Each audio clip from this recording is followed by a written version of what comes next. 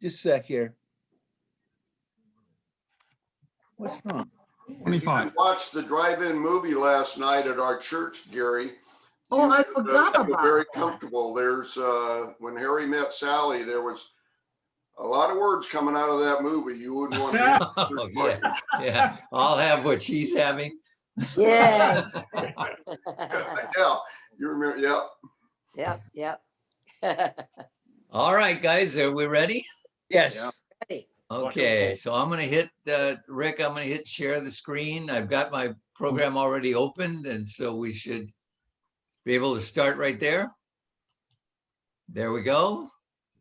All right, now, this is the one I want. I don't see it. Yeah, there we go. There we go. Okay. Good. Yep. We're all good. All right, we're all set then. So here we go. We're off. If I can make it work, I'm clicking there. It's advancing.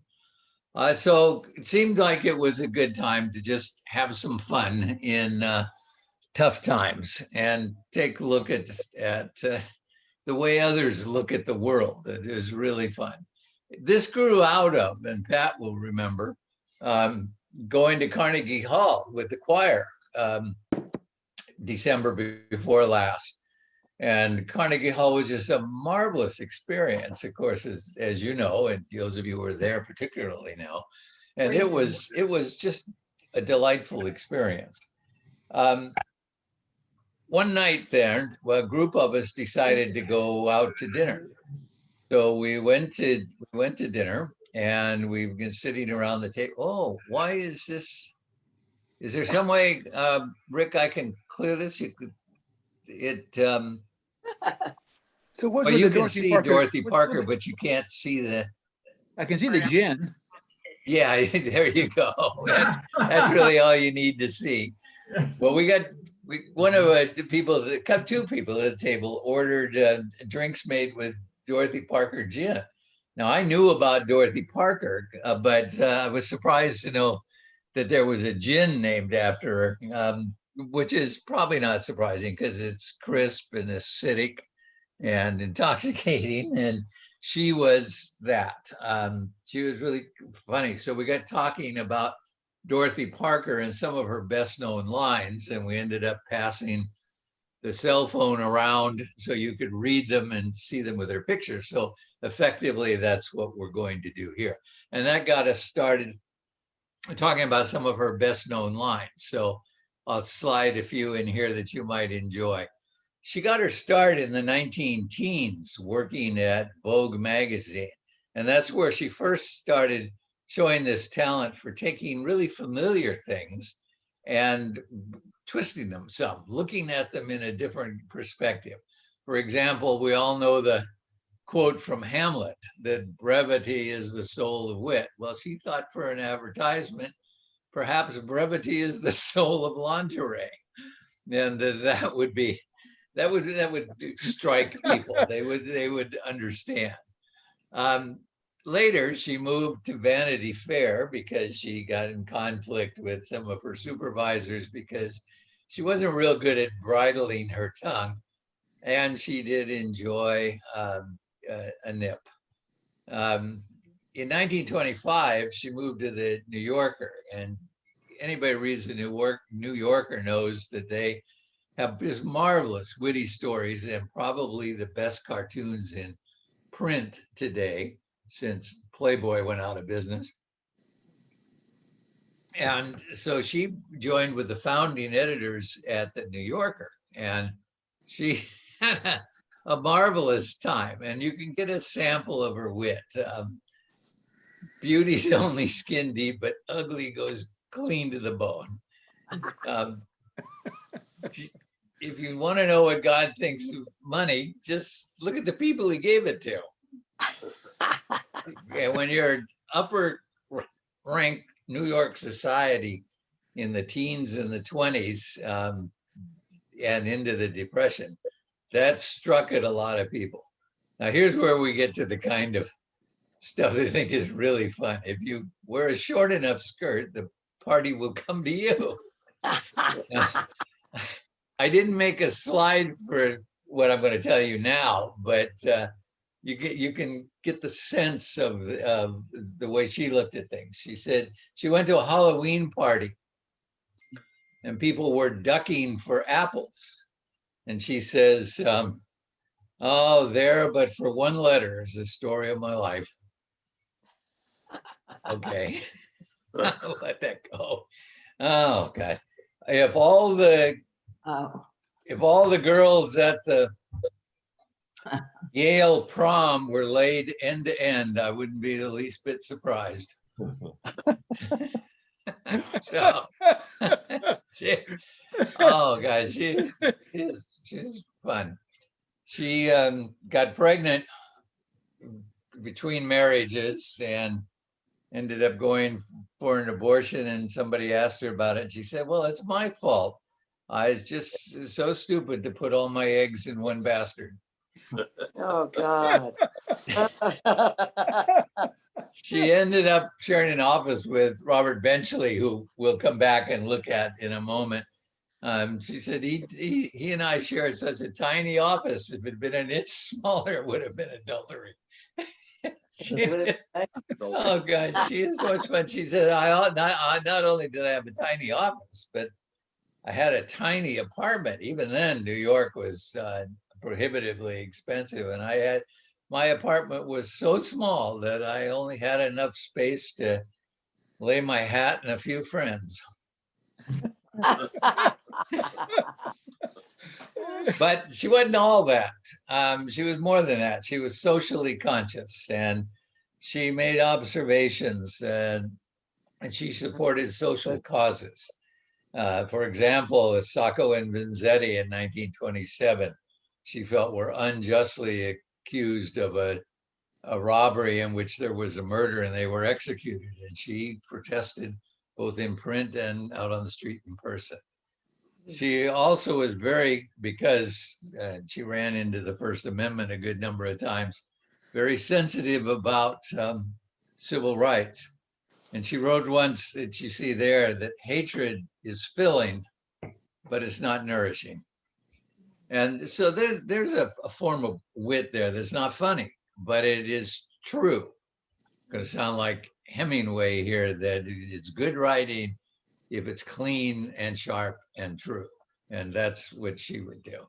And she followed up with it. When she died in 1967, she left her estate to the NAACP because she so admired Martin Luther King and some of the other civil rights leaders. Gary, Yeah. you said she got in trouble with some of the authorities. Did she tell stories that had double meanings, and one of which would get her in trouble, but the other would not? Yeah. And she probably enjoyed that very much. Yeah, I've enjoyed it a great deal, and so did legions of people who look for what she was going to say. You know, she would things like, no, I'll only have one martini. With 2, I get under the weather. With 3, I get under the table. 4, I get under the host. So she says quite a lot of things like that. She enjoyed being part of a group of people who were like that, who saw the world in different ways. The Algonquin Round Table that met at the Algonquin Hotel in New York, and they met there virtually every day for lunch from 1919 until about 1929. And when the great crash came, it became harder to be humorous unless you were somebody like Will Rogers. But they met every day, and it became competitive. And it was a group.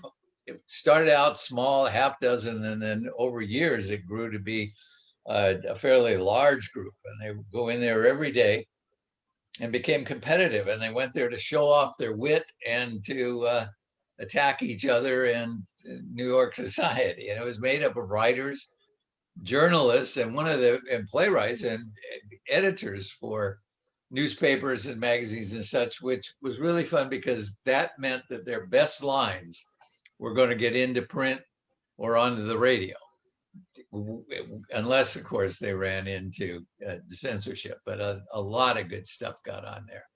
And then later, stage, film, radio actors. Harpo Marx was a member of the Round Table for a while. Mm. So it was. But not a- Groucho, not Groucho, correct? Pardon me? Not Groucho. No, Harpo, who never said anything funny on film, but apparently was just quite a character to see him in real life. I hope he took his horn with him. Well, his harp. Yeah. Well, anyway, the group that began the Round Table, like I said, started in 1919. It was a result of a practical joke. There was an editor named John Toohey who was annoyed at the New York Times theater critic right there, Alexander Walcott, who refused to plug one of Toohey's clients, which turned out to be Eugene O'Neill, and Toohey wanted him to get good reviews in the newspapers, and for whatever reason, Walcott just simply refused to do it. So Toohey decided to play a joke on Walcott, and he said, "Well, you just are back from, this is 1919. You're just back from the Great War," and where he had been a reporter for the Stars and Stripes. And so he used the occasion and said, "We want to have a lunch in honor of your service." And so Walcott, who was puffed up enough, as you'll see in a moment, thought that was just marvelous. So Toohey gathered together this group of wits, and instead of a lunch that was honorific, it was like one of the celebrity roasts. And they made jokes at him and of him, and they really, really got vicious and went after him. The irony of all this is Walcott loved it. He absolutely loved it. He said, "This is more fun than anything I've done since before the war." And of course, he's the one who says, "Everything I like to do is either immoral, illegal, or fattening." And he said, "Let's meet every day for lunch and see what we come up with." So you get people like Alexander Walcott, Dorothy Parker's there, George Kaufman, the great playwright, Mark Connolly, who won a Pulitzer Prize for drama with Green Pastures in 1931. He made these terrible puns. He would talk about how, "I really like terra firma. I need to feel settled. Terra firma. I like terra firma. And the more firma it is, the less terra there is." Connolly is also one of the people who is credited with a line that was originally credited to Alice Roosevelt's husband, John Longworth, when he was the Speaker of the House. You can see Connolly's head. And one day at the Algonquin, the story goes, just as it went with Longworth. Longworth was in Congress, and here's Connolly at lunch, and somebody comes by, some smartass comes by and rubs his head and says, "Oh, Mark," he says, "your head is so smooth, it feels just like my wife's bottom." And Connolly says, "Oh, gee, you know it does." Then he had people like Robert Benchley, who is a gentle, mild humorist, and come back, and like I told you, Harpo Marx. They had some serious playwrights there too, who didn't translate their cleverness into the books and plays they wrote, but who were serious scholars and writers, and really had a sense of the issues of morality and civil structure and that sort of thing. Edna Ferber among them. Margaret Leach, who's one of our early, really very good Civil War historians, wrote Reveille in Washington about Lincoln's arrival as the Civil War broke out. And of course, she told Lincoln stories, which are always fun. Also in came Harold Ross, who was a magazine editor, and Jane Grant, his wife. And together in 1925, they founded the New Yorker magazine. And a lot of these people went to work for them, including Parker and now isn't that awful? I've lost his name, Robert Benchley. Anyway, you can get a look at Walcott and it tells you what you can expect from him. He's that practical joke. He loved it in 1919, and the Algonquin Roundtable lunch became a status symbol to be invited, and it was competitive. Walcott, though, was a city boy. He had no use for rural settings or rural people. He had a city sophistication. He had a radio show where that was what he talked about. His definition of a hick town is one where there's no place to go that you shouldn't go. Can't possibly be any fun at all. They created, in this competitiveness of attacking other people, what they called the vicious circle. And they sat at a round table, the Algonquin round table, and they would come up with things like drama critics. Well, the scenery in the play was beautiful, but the actors got in front of it. Or something like Dorothy Parker's review of an early performance by Katharine Hepburn. Very dramatic. She runs the gamut of human emotions all the way from A to B. I just love that kind of thing. And then Robert Benchley saying, well, I gave up therapy because he asked too many damn personal questions. It's just a kick. Benchley is fun. I've tried to know absolutely nothing about a great many things, and I have succeeded fairly well. One of his great lines was he had never been out of the country before, and in the early 20s, he went to Venice for the first time, and he got off the train at the station and he went downtown, and he immediately sent a telegram back to Alexander Walcott that said, streets flooded, please advise. Oh, God. Well, today, we were having fun with that at the dinner there in New York, and then the food came and we passed on to other topics. But still amused, though, after we got home, I started doing some reading and about the nature of wit and what makes someone a wit and what makes some observation or story witty rather than just humorous. And so that's what I want to talk with you about today, because I think it's just fascinating.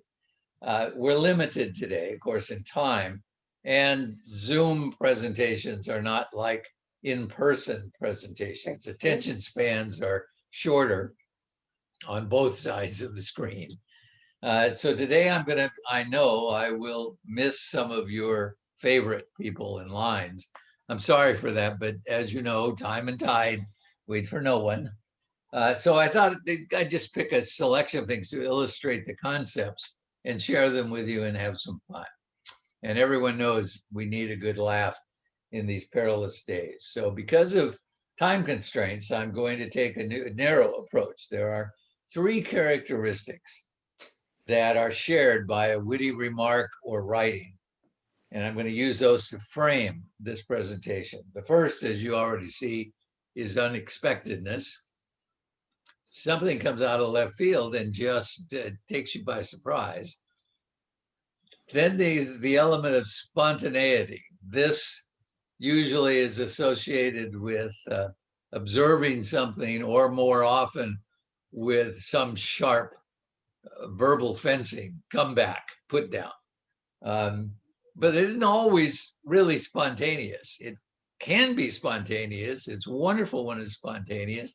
But the truth is, all it has to do is appear spontaneous to gain the value of that for wit. And then thirdly, something that is a little bit counterintuitive, which is that you cannot be witty alone. If the people you're writing to or talking to can't make the connections between the things you're trying to, 2 items or 3 items you're trying to bring together in a relationship that they hadn't previously shared, if they don't know the allusions you're making, If they can't make the connection, then it's not funny. It's not sharp. It's not witty. It's a collective experience. You have to work together for wit, sender and recipient. You know, it's one of those things about, I'm sorry to have to reduce it this way, because it turns out that wit is a wonderfully broad topic. So this is going to be like an iceberg presentation. You're going to see the top third, but know that there are many more things out there that will just mesmerize you when you take a look at them. It's a very, very broad topic with all kinds of dimensions. It has a really great history, and they're fun to explore. In fact, C.S. Lewis once argued that if you only had time in your life to study the history of one word, wit would probably be the best word you could choose. Hmm. The meaning of wit has evolved, like other words in English have evolved. For example, nice, if you go back 700 years, the word nice, 800 years meant stupid, foolish, ignorant. Now it means it's a compliment now. Silly at the same time went in the opposite direction. In the 1200s, something that was silly was something worthy. It was something that was blessed. Far from what it is today. Today it's a insult. It can be an insult, or unless you're Monty Python, it's the lead into something that is simply absurd. Silly came from blessed, and then it went to refer to the weak, those who were mentally weak and vulnerable, and now it refers to people and things that are foolish. And the last one, which I think is the example I'll use right now, which I think is great fun, is the word naughty. Naughty in the 1300s meant people who had not, they had nothing. They didn't own anything. They were poor. They had not or nothing. It meant they were needy. They were poor, extension of that. But a millennium later, the meaning of naughty began to shift, and it picked up other meanings. And the one that we know best now is it began to take on a moral dimension, that someone who was morally wicked or bad, or someone who was worth not much as a person, not their possessions or wealth, but in themselves.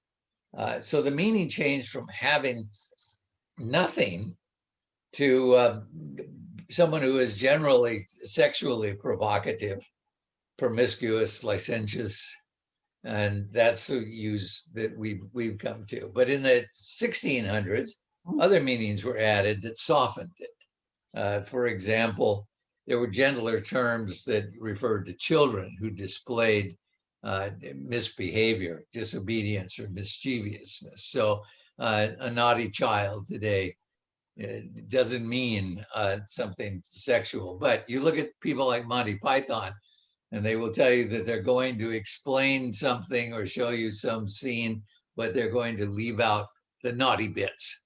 And that takes us back to the sex. In its early days, wit in the 16th century, 500 years ago, meant mental capacity.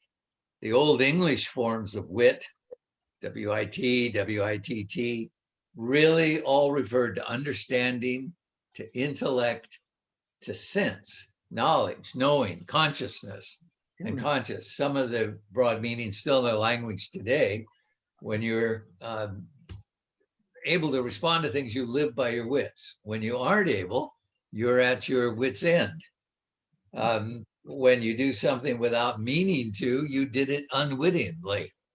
And people who are not very bright, with limited intellect, without at least common sense, we still refer to as nitwits or dimwits or half-wits.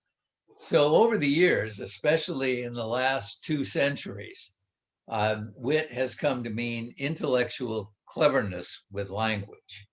It's the ability to link and express thoughts in ways calculated to surprise and delight by their unexpectedness, whether it's a pun or a comeback or an observation about life.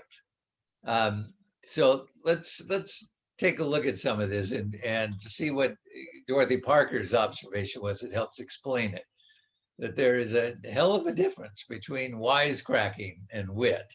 And as you'll see with some upcoming examples, wit has truth in it. Wisecracking is just simply calisthenics with words. I think that's just wonderful. So we'll take a look at it. It links and expresses thoughts in unexpected ways, which is what puns do: observations, question, retorts. It's all involved in giving a twist to familiar things. It brings a new aspect of a thing to life. The first element in it is unexpectedness. The person isn't going where you think they're going to go. And that's really fun. There's even a word for it, paraprosdokian. A paraprosdokian is, comes from the Greek word meaning beyond expectation. So when you hear the first part of a phrase or the first part of a sentence, particularly if it's familiar, then you expect a certain ending, a certain direction with a thought. And the person doesn't go there. It's what one writer calls a verbal U-turn, and it just catches you by surprise. And some of the examples are really fun, and you can see them in the work of some of the great wits like Winston Churchill, Will Rogers, Groucho Marx, Oscar Wilde, even Mae West. An important aspect of this is that it takes things that otherwise you don't think are in any way related, and it puts them together. Some examples of paraprosdokians. There's a fun one by a Polish wit, Stanislaw Lech. He had a clear conscience, never used it. Mae West, marriage is a wonderful institution, but I'm not ready for an institution. She also had some really fun lines about, you only live once, but that's enough if you do it right. Groucho is famous for them. I've had a perfectly wonderful evening, he says, but this wasn't it. And then going against what you think about people and standing with their principles and stuff. Well, these are my principles. If you don't like them, well, I have others. I just love the flexibility. This one is just so stupid, but it goes in a direction you don't expect, or I don't expect. Outside of a dog, a book is man's best friend. Inside of a dog, it's too dark to read. Oh God, it's just fun. And Will Rogers, of course, with political things was always a wonderful kick. Not blind saying. One thing you'll notice, and we'll come back to it, is timelessness. He said this in the 1920s. You could say it today. Change a word maybe, but Rogers is alive as the times are. Some are just crazy, like the deadpan comic Stephen Wright. I've been in so many medical studies that I'm addicted to placebos. You have to excuse me. I just think that just cracks me up. I went to a restaurant that says serve breakfast at any time. So I ordered French toast during the Renaissance. And then he comes up with, right now, for people our age, I think this one is just a great thing. I'm having amnesia and deja vu at the same time. I think I've forgotten this before. That's just, oh God, it's just infectious. Oh God, but it's what Mark Twain said, that wit is the sudden marriage of ideas which before their union were not perceived to have any connection. Wonderful example of this takes us back to the Polish wit. And Lech, he says, is it really progress if a cannibal uses a knife and fork? Is that more civilized? Who would ever think to put those kinds of things together. I think it's just wonderful. The second characteristic of wit is, after unexpectedness, is spontaneity. But this is like the line about sincerity is everything, and if you can fake that, you've got it made. Just Take that. spontaneity Charity. is Take that. You got maybe it. real, but all it has to be is apparent. You just have to show the appearance that this was spontaneous. So a good example of this that is spontaneous is really fun. There's actual spontaneity. Groucho Marx went out to dinner with another woman, and he looked across the room and he saw one of his former wives over there. And so in a magnificent tryst, seeing his former wife across the room, he leans over and says, "Ah, Mark spots the X." it's just a kick. And sometimes people who you would never think could crack a smile. This is Thaddeus Stevens from Massachusetts, senator, who was hell on the South treatment and Reconstruction. He doesn't look like he could be very funny, but he had a spontaneous wit. And an example of that, because he was so controversial, he would walk from the Capitol back to his apartment, his home. And along the way, he would be accosted by people who hated him. And this one time, he's walking down the street, as you see in the circle there, and there's a man who blocks his way. And Stevens says, "Step aside, sir." And the man says, "I never step aside for scoundrels." And Stevens says, "Oh, I always do. Step left and went around you." He also, as you will see, I need to go back up here and show you his picture again. See that magnificent hair. In the 19th century, for most of the 19th century, getting a lock of someone's hair, someone you loved who had died, you kept a lock of their hair. Someone who was famous, it was a collecting thing. Like Sam Houston kept a lock of Andrew Jackson's hair in a glass display case. It was a matter of great pride. Well, Stevens, if you were really setting out to deal with the South after the Civil War, people wanted to have a lock of his hair. So a woman kept meeting him on the street regularly, and she wanted a lock of his hair. And then she would be back a day or two later and want another lock of his hair. And then she'd start with, "Well, this is for a friend," or "I gave mine away. Anyway, I want another lock of your hair." And he, with just great forethought, revealed that is a magnificent wig. And he took the whole thing off and gave her the wig and said, "Now, you don't need to bother me again. Anytime you want a lock, just cut one and be out of it." He is just delightful in that way. The thing is that most of the time, little of wit really bubbles spontaneously to the surface. It is more often the person drawing on things that they have read or learned or experienced before. And the notion, the idea, the original line, which gets twisted or changed or connected to something else, is submerged in their memories. And then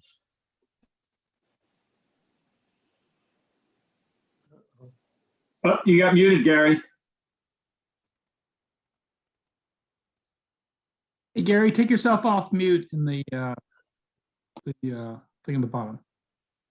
all right, There you go. Sorry. when you were spared, then what was the last thing I told you heard? Start the slide over. Start this one over? Okay, though the thing is you need to appear spontaneous. But the truth is that very little of wit bubbles to the surface spontaneously, unless it's been, in the words of one writer, submerged beforehand. Real wits, the great wits, all prepared. They didn't know what they were preparing for, but they read everything you can think of. They experienced things. They saw movies, they saw plays, if that was of their time period. They read everything you could possibly think of. And then their cleverness is in seeing a situation in which one of those lines, one of those stories could be connected or twisted in some way that would make it applicable to the moment. Now, you're really familiar with some of our great wits, and what the sense is that it's spontaneous creativity. But as one writer said, spontaneity is in the ear of the beholder, as beauty is in the eye of the beholder. If it's new to you, then it's new, and you don't know it has a history. There's have you ever listened to Wait, Wait, Don't Tell Me? Oh, on yeah. NPR? I love Wait, Wait, Don't Tell Me. Those Well, one people thing- are absolutely marvelous. And the thing is, I've seen it live a few times. And really? one thing that's kind of neat is it's not broadcast live. And so they Ah. edit things. And what they do is they just tighten things up a little bit. Yeah. So that those clever things that they come up with happen just a little sooner Yeah. than they did So in real yeah, life. it feels The spontaneous. impact is great. I think it's wonderful. I love that program. Yeah. So coming around about here, Winston Churchill is a good example who spent a lifetime preparation for off-the-cuff remarks. He read everything. You'd expect that he would read what belonged to an aristocratic Englishman of his time. But he wrote in his first autobiography, My Early Years, he said, it's a good thing for an educated person to read books of quotation. Bartlett's Familiar Quotations is an admirable work, and I studied it intently. But he drew thoughts from all sorts of things, like you would see there, what you'd expect a British aristocrat to read, but also well beyond that. Reading into fiction, drama, got into films, even joke columns in magazines like Punch or in newspapers. He stuffed his head with jokes, puns, retorts, quotes. Go ahead. Somebody started to ask a question. No, okay. And then he didn't just parrot them. They were there and they bubbled up when he saw a certain situation he could apply. And I don't want to bore you with famous lines, but they are just so good. You remember, I don't have a slide for it, but he called Clement Attlee, the man who followed him as prime minister after World War II, that in dealing with the Russians and others, that Attlee was a sheep in sheep's clothing, which is just devastating kind of thing. One of the most famous exchanges is with Bessie Braddock, a member of the Labor Party. Winston, she said once in a debate, you are drunk. What's more, you are disgustingly drunk. And Churchill replied, Bessie, my dear, you are ugly. And what's more, you are disgustingly ugly. But tomorrow I shall be sober and you shall still be disgustingly ugly. The interesting thing to me in that is that he lifted that from a movie by W.C. Fields in 1934, where he said essentially the same thing to the woman playing opposite him. So it's great, and it gathers everything. Everybody forgets that W.C. Fields delivered it, who has a great way. I'm sorry we don't have time to explore some of his thoughts. You know his feelings about Philadelphia. Entered a contest. First prize was a week in Philadelphia. Second prize was 2 weeks in Philadelphia. Some weasel took the corkscrew out of my lunch. I mean, it's just wonderful, wonderful stuff. You know, I admire elephants. I really like to look at them. I feel the same way about women. I enjoy them, but I wouldn't want to own one. Go back to Churchill. Nancy Astor, of course, was from not from the Labor Party, but from the same aristocracy as Winston, but they clashed on almost everything you can think of. And she said to him once that if you were my husband, I would put poison in your coffee. And he replied that if I were married to you, I would drink it. But the thing is, that dated back to a line in a joke column in the Chicago Tribune in January of 1900. He had that in his head for 40 years before he used it. I just think that's marvelous. And of course, Churchill was in your face enough. He joked about it. One day he went into his office, and look at that impish grin. He went in there and he shut the door and he barked at anybody that came in. And finally, his wife Clementine, about whom there is a brand new biography that is really fun, said, "What in the world are you working on all day so hard?" And he says, "Well, I'm preparing my impromptu remarks for the later Parliament session." I just love it. But being prepared is the key to it. And you get one of the great Irish English, both Ireland and England claim him, Oscar Wilde. Dorothy Parker said once that she was sure that when she came up with a sharp line, sooner or later somebody would attribute it to Oscar Wilde. Wilde was a brilliant man, erratic, strange, troubled, but just marvelous. He was educated at Trinity College in Dublin. His parents were Anglo-Irish intellectuals. His father was a doctor, his mother was a writer, poet. He learned to speak fluent French and German. At Trinity College, he studied a curriculum called the Greats, which was everybody from Socrates down to his own time, got the highest marks of anybody in his class, absorbed all this classicism and this classic wisdom and the humor that was embedded in it. Then he went to Oxford and he became associated with the emerging philosophy of aestheticism. He wanted to be a critic, particularly the arts, and defined what was beauty. This was led by two of his tutors. You may not recognize the name Walter Pater, but John Ruskin was one of the great critics of the turn of the century. And then after university, Wilde moved to London and he became involved with a lot of people there, began writing his plans, gathered social support, and moved to prominence in the public eye. And some of his best things and some of his best lines are to be found in two plays he wrote, Lady Windermere's Fan and The Importance of Being Earnest, and then the one novel he wrote that was a great success, The Picture of Dorian Gray.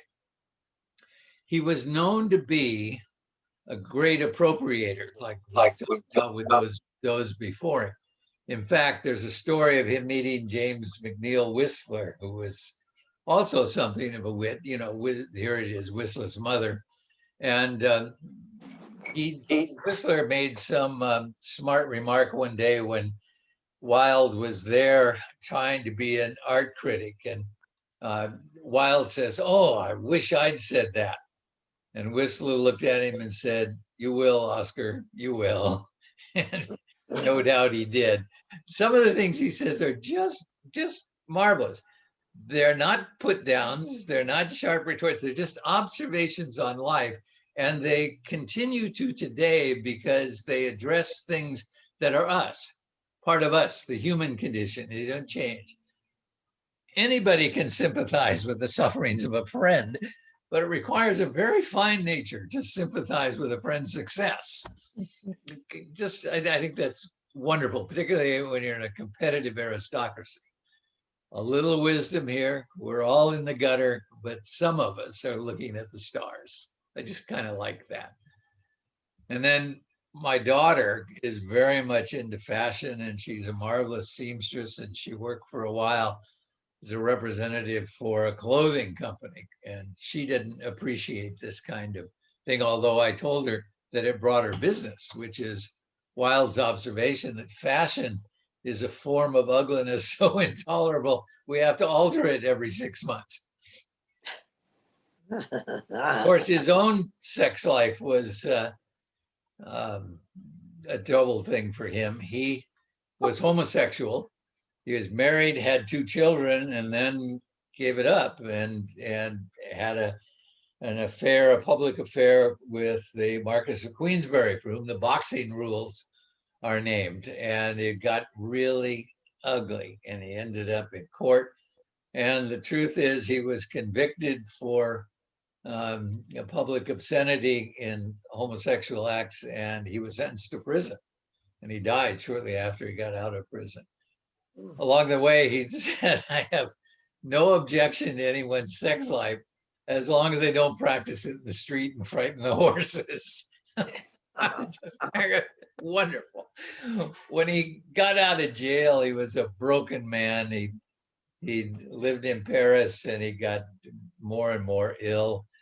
And he has one of the great lines, supposedly, it's probably apocryphal, but it could have been, which was, he was in this dingy, tiny little apartment in Paris, and he knew he was dying. But remember, he's an asceticist. He loves what is beauty, what is pleasing, what is sensible. And he told a friend who is supposed to be near his last words that I am in a duel to the death with the wallpaper in this room, and either it goes or I do. And he died shortly thereafter. Some things are too important to be taken seriously. I think that's fun. Good Hear one. no evil, speak no evil, and you won't be invited to cocktail parties. Now, he shares that view with our own resident national wit, a humorist anyway, in Mark Twain, who autographed a picture of himself on a Mississippi riverboat. Be good, and you will be lonesome. Preparation, though, all these guys prepared, and they prepared in ways that served them multiple times. Just think of all the different situations in which you could use that line, that I can resist everything except temptation. It's applicable to just so many occasions. And even Shakespeare recognized the value of things. I have gotten myself out of order. Where did he go? Well, all right, forgive me. We'll go back to an early slide about half-wits and nimwits, and I'll fit. Churchill said, Shakespeare, in fact, in The Tempest, said that he will windeth up his wit, the watch of his wit, and by it will strike. Now you think of the comics we all enjoy, and they do the same thing that these others did. They appealed to things in our lives, in ourselves, in our personalities, and largely in relationships. And of course, they are great political comics. They prepare what appears to be spontaneous is not. Sometimes it's current. I remember one of the great lines I saw Jay Leno deliver was when Dick Cheney's daughter decided that in support of the LGBTQ community, she needed to come out and admit that she was lesbian. And she did so on the steps of the Capitol. And that night, Leno on his show said, Vice President Cheney's daughter stood on the Capitol steps today and said that she was a lesbian. I'm Liz Cheney, and I am the vice president's daughter, and I am a lesbian. And Leno says, do you know what kind of courage it takes to do that? To stand on the steps of the Capitol in front of the national media and admit that your father's a politician? They're just marvelous, but they're still funny. And it's because it appeals to the human condition. And that's why people of our age, for example, have ongoing humor. You no doubt, like I did, watched all of these shows. And now you can find them again. Everything on television has come back. But these are still laugh out loud, for me anyway, and for most of the people I know. If you watch the Carol Burnett show, where they're breaking each other up, it just is so much fun, and it's still laugh out loud right now. The writing was everything. So none of this was spontaneous, but it appeared that it was.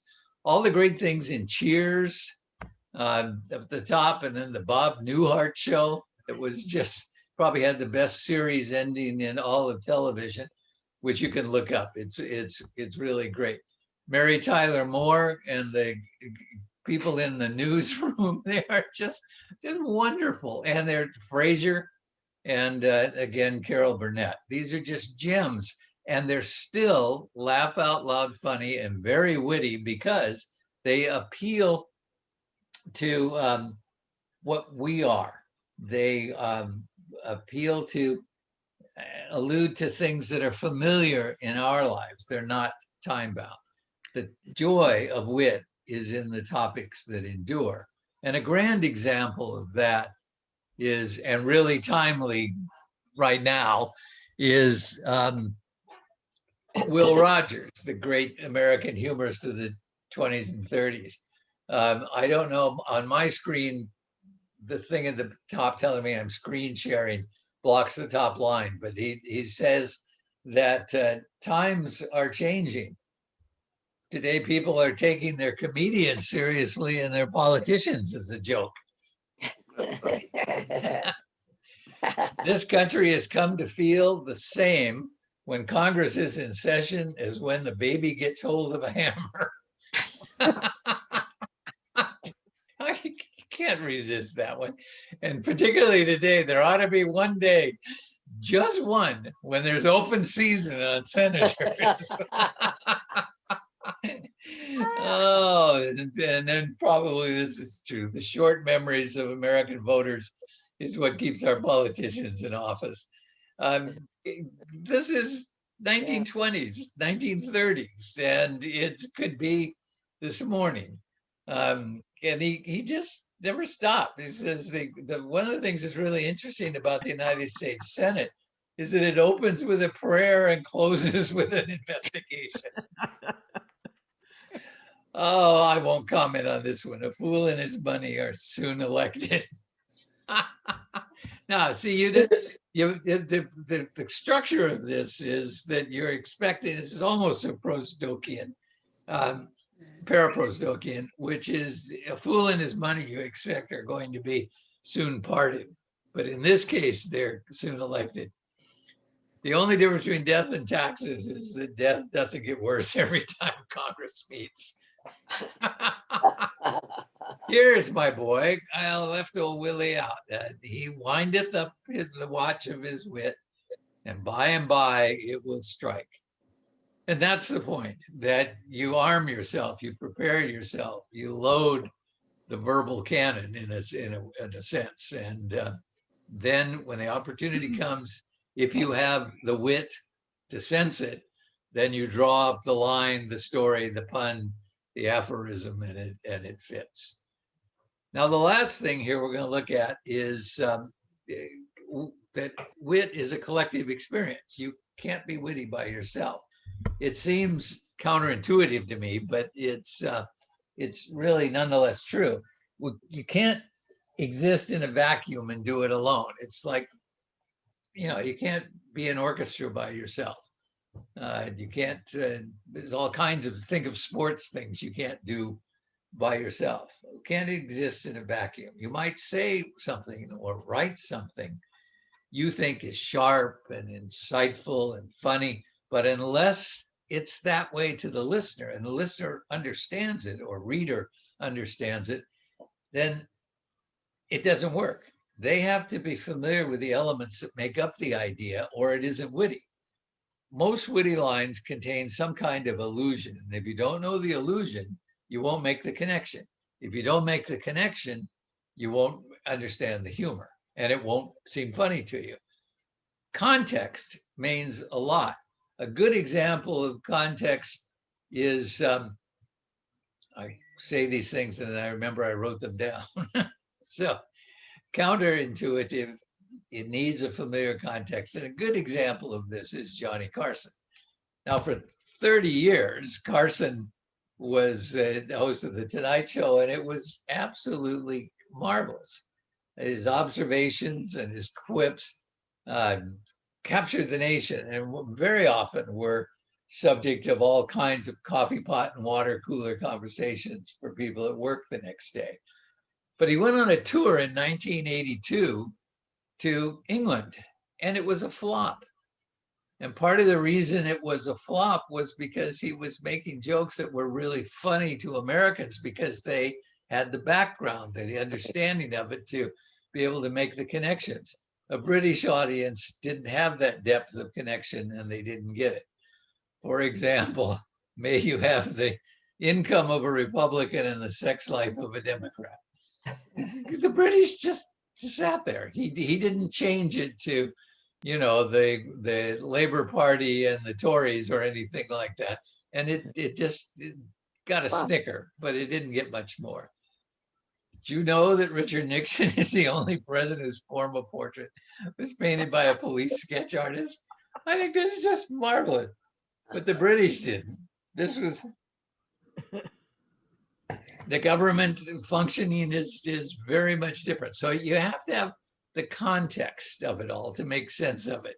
It's like the old thing about, well, if a tree falls in the forest, does it make a sound? Does anybody hear it? Does it make a sound unless somebody hears it? In the case of wit, the answer is it probably doesn't. Somebody has to be there to, and notice the word, witness it. Has to be there to witness it because there has to be a connection. So you can make a pun, but a pun doesn't come into its fullness of being unless someone deciphers it.